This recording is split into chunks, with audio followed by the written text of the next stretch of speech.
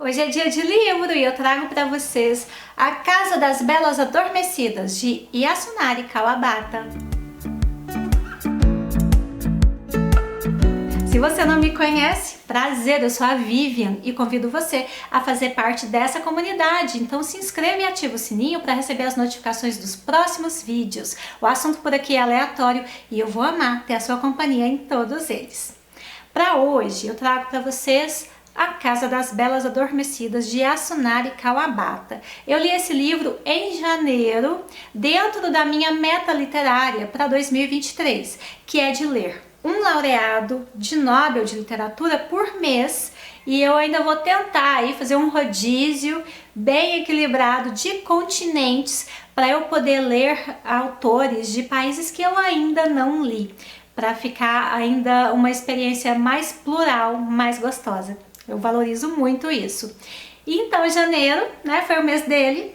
Yasunari Kawabata, japonês, o primeiro japonês a ser laureado com o Nobel de Literatura em 1968. O comitê, naquela época, alegou que A Casa das Belas Adormecidas foi um dos 3 livros dele que eles entenderam que fazia parte aí de uma obra-prima e que esse autor merecia então ser laureado com o Nobel. Bem legal, né? Além disso, Gabriel Garcia Marques, já falou também inúmeras vezes, né, que Memórias de Minhas Putas Tristes foi inspirado nesse livro aqui. Legal, né? Eu tenho aqui em casa Memórias de Minhas Putas Tristes. Eu li ele já tem muito tempo, sei lá, tem uns 15 anos. Eu me lembro que na época eu fiquei com uma certa repulsa. Eu achei assim, nossa, um absurdo, mas um livro muito bem escrito, um livro muito interessante ainda assim. E assim é A Casa das Belas Adormecidas. Esse livro, que foi publicado em 1961, tem 126 páginas, então é uma novela, né? Novela é esse gênero literário que fica entre conto e romance. E aqui a gente vai ver a história de Eguchi, um senhor de 67 anos, que é considerado, já naquela época, né, era considerado um senhor idoso. Hoje, em 2023, a gente já não vê assim. É interessante isso, né? De como as percepções vão se alterando ao longo do tempo. Hoje, um homem de 67 anos, pra gente tá entrando aí, né, nessa fase da vida de que é considerado idoso. Mas imagina, gente, né, 50, 60 anos atrás, a condição com certeza era muito diferente.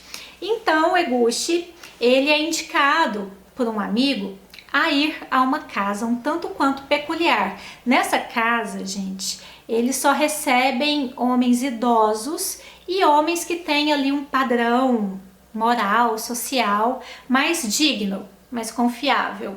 Então ele é indicado aí e ele vai muito por curiosidade. Quando ele chega na casa, ele é direcionado a um quarto. Lá tem uma menina, uma criança, 14 anos.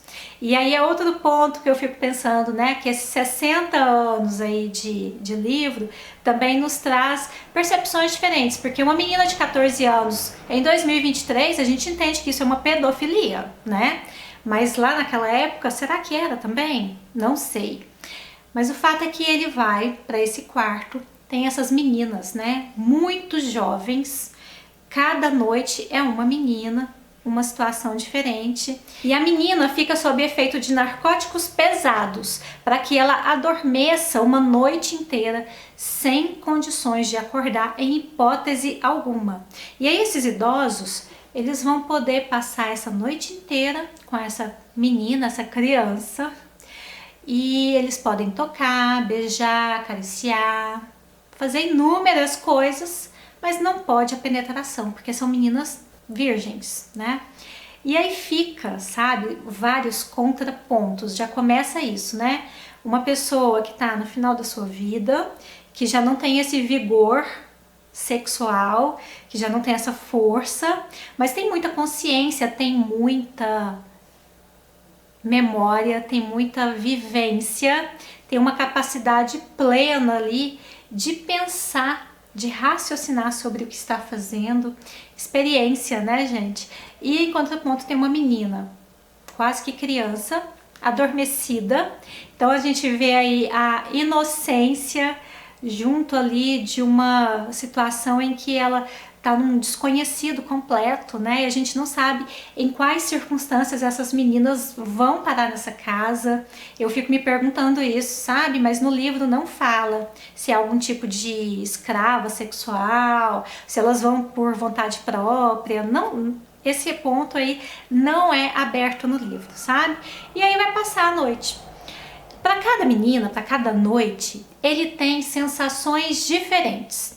Cada menina, cada corpo, as características físicas, cabelo, cheiro, temperatura, vai fazer com que a Gusti tenha sensações e memórias afloradas de maneiras diferentes. E inicialmente ele tem muito a sensação de humilhação, de estar ali naquela condição. Ele vai muito mais por curiosidade, como eu disse, né? Mas ele se sente humilhado, ele se sente envergonhado de estar ali, sabe? Mas isso vai passando ao longo dos tempos. E a cada vez que ele retorna à casa e ele fica com uma menina diferente, ele vai se empoderando daquela situação. E isso vai fazendo ele se sentir melhor. Vai fazendo ele se sentir cada vez mais atraído para aquela condição, sabe? E ele pode também tomar um chazinho lá, um remédio, em que ele vai adormecer profundamente. E essas noites que ele tem lá, tanto aproveitando dos corpos das meninas como dormindo, faz muito bem para ele e ele vai se envolvendo cada vez mais, querendo voltar cada vez mais, se torna um cliente muito frequente da casa. E ao mesmo tempo que entrega para nós, mulheres, uma sensação de repulsa sobre tudo isso, tem também um lado muito sensível. O Kawabata, ele escreve com uma sensibilidade muito própria do japonês. É quase que poético, embora a situação não seja nada bonita, né? Nem toda poesia também é bonita, né? Mas é algo meio poético, com uma sensibilidade muito interessante. Kawabata escreve com muita sutileza o corpo da mulher.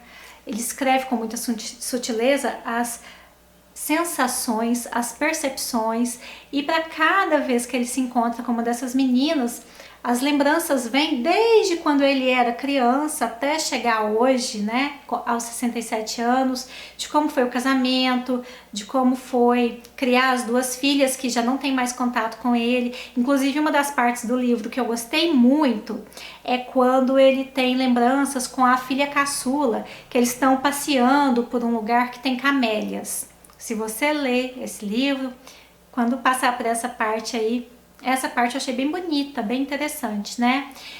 E aí vai se revelando com inúmeras nuances, né? Qual é a pior maldade que um homem pode fazer para uma mulher? É sair com as prostitutas? Porque a prostituta, mesmo que ela esteja ali vendendo o corpo dela, é uma maldade que o homem faz com ela, sem dúvida, né? O casamento é uma maldade que o homem faz, comete com a mulher? A criação das filhas, tem maldade nisso? Porque quando a gente para pensar em como a sociedade naturaliza vários tipos de machismo e como eles são agressivos e violentos com a gente percebe que muitas maldades que o homem comete com a mulher são anestesiadas por condições sociais. Isso faz a gente refletir bastante, traz questionamentos, e eu gosto muito quando um livro ele te entrega uma história e te entrega também questionamentos.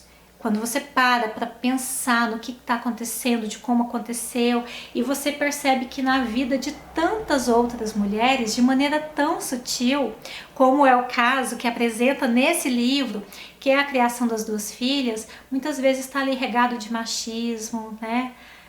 É um livro interessante, que entrega pra gente essas sensações. Para os homens, eu acho que chega de uma maneira erótica. Eu acho que tem muito homem que lê esse livro e vai ficar, de certa maneira, excitado com essa situação. Com certeza, né, gente? Tem gente para tudo, com certeza. E vai ter homem que vai gostar disso. Eu vou ler uma parte aqui pra vocês que eu achei muito legal. Afinal, qual seria a pior maldade de um homem contra uma mulher? Por exemplo, os encontros com aquela mulher casada de Kobe e com a prostituta de 14 anos tinham sido apenas episódios que aconteceram num momento de sua vida e depois levados ao esquecimento. Seu próprio casamento e a criação das filhas certamente eram considerados boas ações.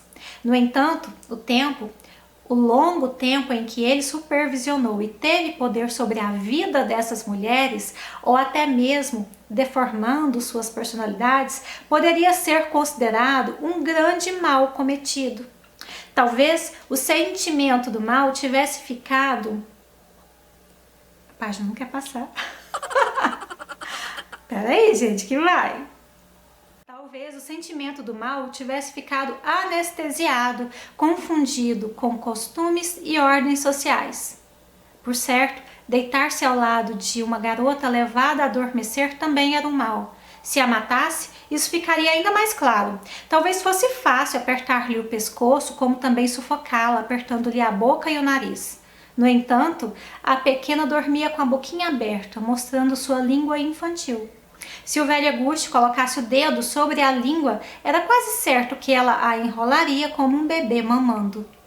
Com a mão, Auguste pressionou o queixo e a base do nariz para fechar a boca. Mas assim que retirou a mão, os lábios se afastaram de novo. O velho viu a juventude da garota no fato de ela ser graciosa, mesmo dormindo. Enfim, senão eu falei demais, né? Mas é uma leitura muito simples, é uma leitura muito fluida, a escrita dele é muito fácil. Eu já estou interessada em ler outro livro dele, que com certeza eu vou trazer aqui no canal. E é isso, polêmico, mas um livro bom. Se você gostou, deixa aí o seu like, comenta, compartilha. Eu espero você nos próximos vídeos, tá bom? Beijo, gente, até a próxima. Tchau!